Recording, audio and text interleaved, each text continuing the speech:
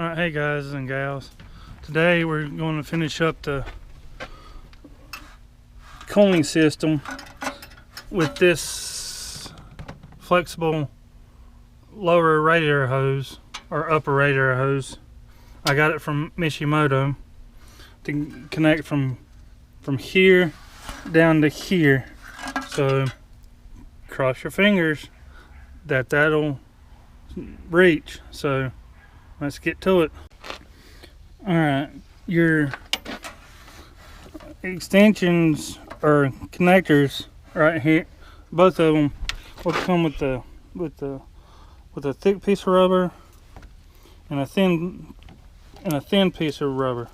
I had to use the thin piece for down here at the bottom for the make it snug on the Mishimoto radiator.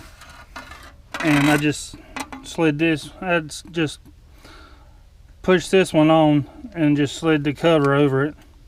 So now it's time to get this connected, so let's get to it. Alright, as you can see, I've got the flexible hose on the lower part of the radiator.